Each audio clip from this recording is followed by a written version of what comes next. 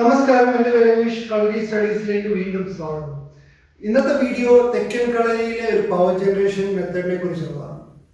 നമ്മൾ നേരത്തെ ഉള്ള വീഡിയോകൾ വടിവുകളെ കുറിച്ചുള്ളതായിരുന്നു. അതിൻ്റെ ഫസ്റ്റ് പാർട്ടിൽ ബേസിക് കോൺസെപ്റ്റുകളെ പറ്റി നമ്മൾ പറഞ്ഞു. സെക്കൻഡ് പാർട്ടിൽ ഗജവടിവിനെ കുറിച്ചാണ്. ഇനി അടുത്തത് സിംഹോടിവിനെ കുറിച്ചാണ്. അത് ഉടനെ ഉണ്ടാകും. ഇന്നത്തെ വീഡിയോ തെക്കൻ കളരിയിലെ ഒരു പവർ ജനറേഷൻ മെത്തേഡിനെ കുറിച്ചുള്ളതാണ്. ഇത് പല മാർഷൽ ആർട്ട് സിസ്റ്റത്തിലും പല രീതിയിലുള്ള പവർ ജനറേഷൻ രീതികളുണ്ട്. ഇതൊന്നും ഒരു രീതിയാണ് ശരിയെന്നോ അല്ല മറ്റു രീതി തെറ്റാണെന്നൊന്നുമല്ല. ഒരു വ്യത്യസ്തമായ രീതികൾ പലയിടത്തും പ്രാക്ടീസ് ചെയ്യുന്നുണ്ട്. അവരുടെ ആ മാർഷൽ ആർട്സിന്റെ സ്വഭാവം അനുസരിച്ച് പല രീതിയിലുള്ള പവർ ജനറേഷൻ മെത്തേഡ്സ് ഉണ്ട്. അപ്പം ഇന്നത്തെ വീഡിയോയിൽ തെക്കൻ കളരിയിലെ ഒരു രീതിയാണ്. തെക്കൻ കളരി എന്ന് പറയുമ്പോൾ തന്നെ പ്രാദേശികമായിട്ട് വരുന്ന പല രീതികളുണ്ടാവും. ഇപ്പം തെക്കൻ തിരുവിതാംകൂറുള്ള രീതി വേറെ ആയിരിക്കും, മധ്യ തിരുവിതാംകൂറിലുള്ള രീതി വേറെ ആയിരിക്കും. അല്ലെ മറ്റിപ്പം തെക്കൻ രീതിയോട് വളരെ സാമ്യമുള്ള കേരളത്തിലെ മറ്റു ഭാഗങ്ങളിൽ നിന്നുള്ള ചുവട് ബേസ്ഡ് അല്ലെങ്കിൽ കളം ബേസ്ഡ് സിസ്റ്റംസും ഉണ്ട്. അതിനും വേറെ രീതിയിലുള്ള പവർ ജനറേഷനൊക്കെ ആയിരിക്കും.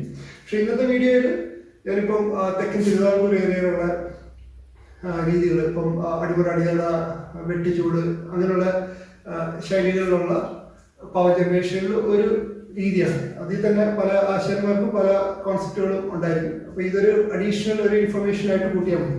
ഇപ്പൊ വടക്കൻ കളരിയെ അപേക്ഷിച്ച് തെക്കൻ കളരി കൂടുതൽ ഹൈ സ്റ്റാൻസ് ആണ് ഉപയോഗിക്കുന്നത്. ഇപ്പം വടക്കൻ കളരിയിൽ നമ്മൾ താഴെ നമുക്ക് വടിവുകൾ ബേസ് ചെയ്തുള്ള പവർ ജനറേഷൻ ആണ് കൂടുതലുള്ളത്. അതേസമയം തെക്കൻ കളരിയിലാണെങ്കിൽ ഹൈ സ്റ്റാൻസ് ആണ്. നമ്മുടെ കൂടുതൽ ഹിപ്പിന്റെ ഒരു റൊട്ടേഷൻ ബേസ് ചെയ്താണ് കൂടുതൽ പവർ ജനറേറ്റ് ചെയ്യുന്നത്. അല്ലെങ്കിൽ ഇപ്പൊ പുറത്തേക്കായാലും അതുപോലെ അകത്തേക്കായാലും നമുക്ക് ആ ഒരു ഹിപ്പിന്റെ മൂവ്മെന്റ് വളരെ ഇമ്പോർട്ടൻ്റ് ആണ്. ഇങ്ങനെയുള്ള ഹിപ്പ് മൂവ്മെന്റ്സും അകത്തേക്കാണ്.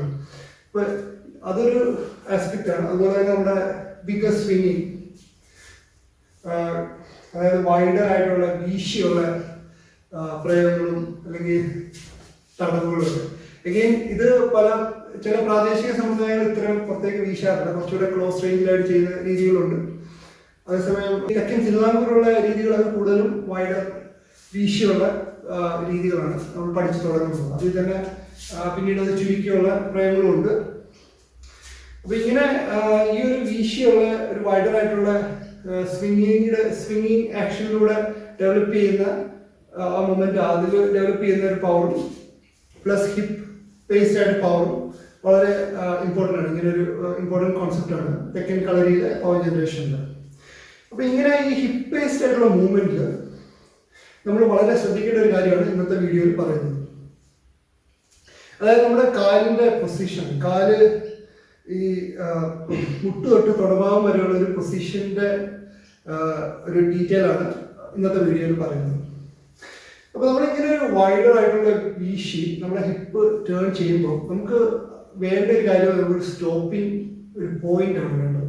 അപ്പൊ ആ ഒരു സ്റ്റോപ്പിംഗ് പോയിന്റ് ഇല്ലെങ്കിൽ നമ്മളിപ്പോ വീശി വരുമ്പോൾ നമ്മളിങ്ങനെ വീശം എടുത്തു കഴിഞ്ഞ് കഴിഞ്ഞാൽ ഒരു കൊള്ളുന്നവർക്ക് വേദന എടുക്കായിരിക്കും. പക്ഷെ നമുക്ക് അവിടെ ഒരു കൺട്രോൾ ഉണ്ടാകത്തില്ല. നമ്മുടെ ഒരു വെട്ടിനോ അല്ലെങ്കിൽ തടവിനോ അത്ര എഫിഷ്യൻസി ഉണ്ടാവണമെന്നില്ല.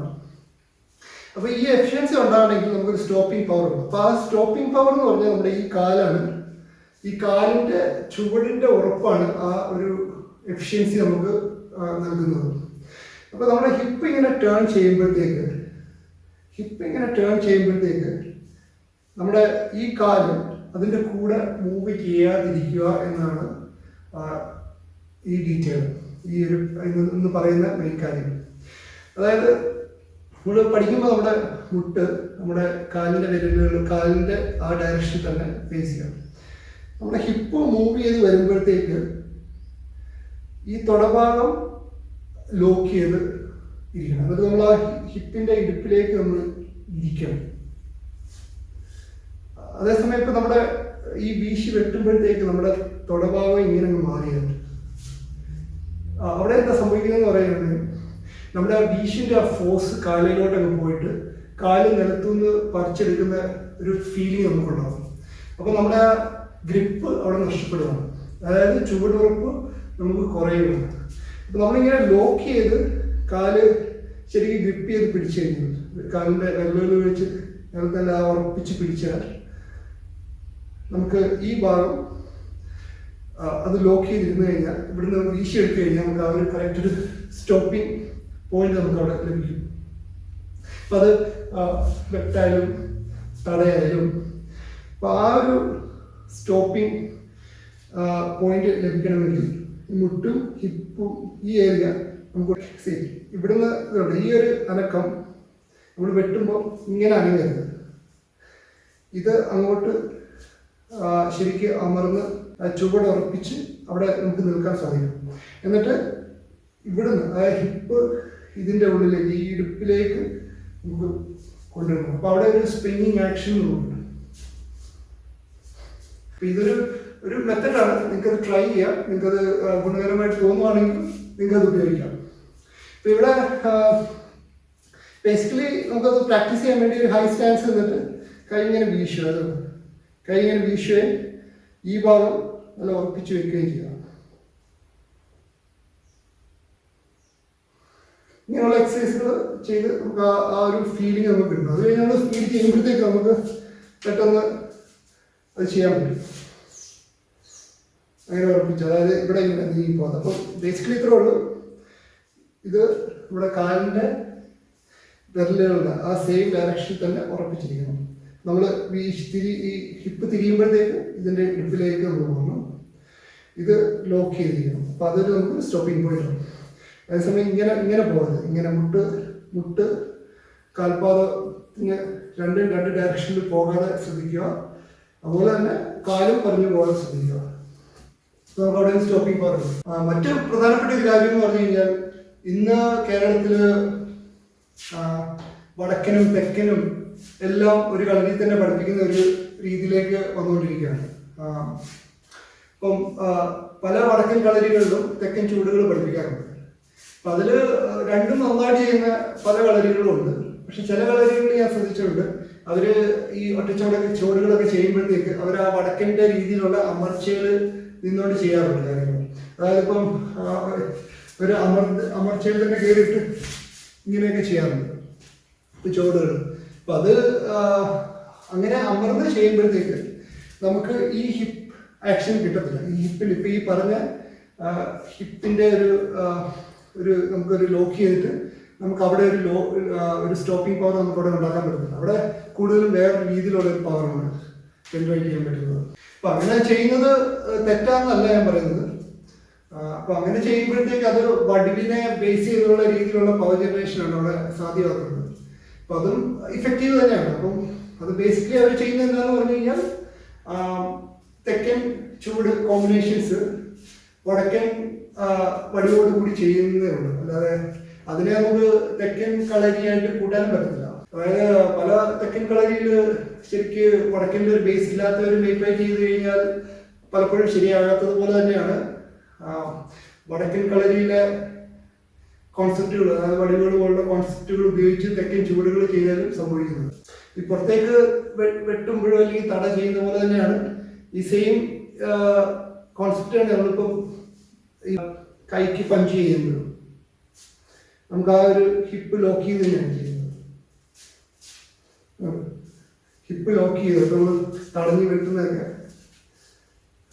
അല്ലെങ്കിൽ എൽബോ ഇതൊക്കെ ചെയ്യുമ്പോഴൊക്കെ എൽബോയ്ക്ക് സ്ട്രൈക്ക് ചെയ്യുമ്പോഴൊക്കെ ഈ ഭാഗം ലോക്ക് ആയിരിക്കണം. അന്നേരം നമുക്ക് ആ പവർ ശരിക്കും ലഭിക്കുന്നുണ്ട്. ഈ വീഡിയോ നിങ്ങൾക്ക് ഉപകാരപ്രദമായെന്ന് വിശ്വസിക്കുന്നു.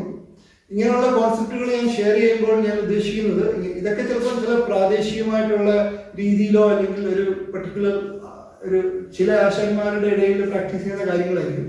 മറ്റു ആശാന്മാരും അല്ലെങ്കിൽ മറ്റു കളരികളിലും അല്ലെങ്കിൽ മറ്റു പ്രദേശത്തുള്ള രീതികളും ചിലപ്പോൾ വേറെ ആയിരിക്കും. ഇപ്പോൾ ഒരു ഷോർട്ട് റേഞ്ചിലുള്ള ഒരു പ്രയോഗം ചിലപ്പോൾ വേറെ രീതിയിലായിരിക്കും പവർ ജനറേറ്റ് ചെയ്യുന്നത്. അപ്പോൾ ഒരു അഡീഷണൽ ഇൻഫർമേഷൻ ആയിട്ട് നിങ്ങൾക്ക് ഉപകാരപ്രദമാകട്ടെ എന്ന് കരുതിയാണ് ഞാൻ ഷെയർ ചെയ്യുന്നത്. ഇങ്ങനെയുള്ള പല കോൺസെപ്റ്റുകളും നമ്മുടെ കളരിയിൽ, അത് വടക്കനായാലും തെക്കനായാലും ഒരുപാടുണ്ട്. പലപ്പോഴും ഇത് നമ്മൾ വേർബലൈസ് ചെയ്ത് ഇതിനെ ഒരു പേരൊക്കെ എടുത്ത് കൊടുക്കാറുണ്ട്. അപ്പം നമ്മളിപ്പോൾ ഇന്റർനാഷണലി മറ്റു മാർഷൽ ആർട്ടുകളിലൊക്കെ ഇങ്ങനെയുള്ള ചെറിയ ചെറിയ കാര്യങ്ങളൊക്കെ അവർ പഠിപ്പിക്കുമ്പോൾ അതിലൊക്കെ വളരെ വലിയ കാര്യമുള്ളതായിട്ട് അത് പഠിക്കുന്നവർക്ക് തോന്നും. അവരതിന് പ്രാധാന്യം കൊടുത്ത് പഠിക്കുകയും ചെയ്യും. ഇപ്പം നമ്മുടെ കളരിയിൽ ഇതുപോലെ തന്നെ ഒരുപാട് കോൺസെപ്റ്റുകളുണ്ട്. ഇപ്പോൾ വടിവുകളും അല്ലെങ്കിൽ ഇതൊക്കെ തന്നെ ഇതിന്റെ വളരെ ഇമ്പോർട്ടൻ്റ് ആയിട്ട് കോൺസെപ്റ്റുകളാണ്. അപ്പോൾ ഈ കോൺസെപ്റ്റുകളെ നമ്മൾ ബേസ് ചെയ്ത് അതിന്റെ എസെൻസ് നമ്മൾ മനസ്സിലാക്കി പഠിക്കുമ്പോൾ നമ്മുടെ നമ്മുടെ ഫൈറ്റിംഗ് കേപ്പബിലിറ്റിയും അല്ലെങ്കിൽ നമ്മുടെ ഇപ്പോൾ നമ്മൾ ഓരോ ചൂട് ചെയ്യുമ്പോഴൊക്കെയുള്ള നമ്മുടെ ആ സ്കില്ലിലൊക്കെ വളരെ വ്യത്യാസങ്ങളുണ്ടാകും. ഞാൻ മനസ്സിലാക്കിയിട്ടുള്ള ഒരു കാര്യം എന്ന് പറഞ്ഞു കഴിഞ്ഞാൽ അതാണ്, ഇപ്പോൾ നമ്മൾ എന്ത് പഠിച്ചാലും അതിൻ്റെ ഒരു കോറായിട്ടുള്ള എസെൻസ് നമ്മളെപ്പോഴും എക്സ്പ്ലോർ ചെയ്യണം. എന്നിട്ട് അതിനെ നമ്മൾ കൂടുതൽ മനസ്സിലാക്കാൻ ശ്രമിക്കണം. അങ്ങനെ വരുമ്പോഴത്തേക്ക് നമ്മൾ അതിനെ വേറെ ലെവലിലേക്ക് നമുക്ക് കൊണ്ടെത്തിക്കാൻ പറ്റും. അപ്പോൾ ഉദാഹരണത്തിന് നമ്മളിപ്പോൾ ഒരു ലോക്കുകൾ പഠിക്കുന്നു, ആൾക്കാർ ലോക്കുകൾ പഠിക്കുമ്പോൾ നമ്മൾ ശരിക്കും ശരീരശാസ്ത്രം കൂടിയാണ് അതിലൂടെ നമ്മൾ പഠിക്കുന്നത്. നമ്മുടെ ബോഡിയുടെ ലിമിറ്റേഷൻസ്, ആ ഒരു ലിമിറ്റേഷൻസ് മനസ്സിലാക്കുന്നതാണ് അതിൻ്റെ എസെൻസ് എന്ന് പറയുന്നത്. അപ്പോൾ അതുകൊണ്ട് എൻ്റെ വീഡിയോയിലൂടെ ഞാൻ കൂടുതലും ഒരു പ്രൊമോട്ട് ചെയ്യുന്നത് ഇങ്ങനെയുള്ള കോൺസെപ്റ്റുകളും ടെക്നിക്കൽ വശങ്ങളെ പറ്റി നമ്മൾ കൂടുതൽ ബോധവാന്മാരാകാനും, അല്ലെങ്കിൽ നമുക്ക് ഓൾറെഡി അറിയാവുന്ന കാര്യങ്ങളായിരിക്കും, പക്ഷെ നമ്മൾ അങ്ങനെയുള്ള കാര്യങ്ങളെ കൂടുതൽ പ്രൊമോട്ട് ചെയ്യാനും അല്ലെങ്കിൽ അതിന് ഒരു പ്രയോറിറ്റി കൊടുത്ത് ട്രെയിൻ ചെയ്യാനും ശ്രമിക്കാൻ വേണ്ടി നമ്മൾ കൂടുതൽ ഒരു മിത്തോളജിയും അല്ലെങ്കിൽ ഇപ്പം മദർ ഓഫ് ഓൾ മാർഷൽ അങ്ങനെ ഒരു ഹിസ്റ്റോറിക് സെൻസിൽ ചിലപ്പം പലരും സ്വീകരിക്കണമെന്നില്ല. ഇപ്പം കൂടുതൽ ഒരു എവിഡൻസ് ബേസ്ഡ് ആയിട്ടുള്ള രീതിയിൽ കാണുന്ന ആൾക്കാർ ചിലപ്പോൾ അതൊന്നും കൂടുതൽ കാര്യമാക്കണമെന്നില്ല. ഇപ്പൊ എന്തൊക്കെ നമ്മുടെ ചരിത്രമുണ്ട് അല്ലെങ്കിൽ നമ്മുടെ പണ്ടത്തെ ആൾക്കാർ അത് ചെയ്തു ഇത് ചെയ്തു എന്ന് പറഞ്ഞു തരും.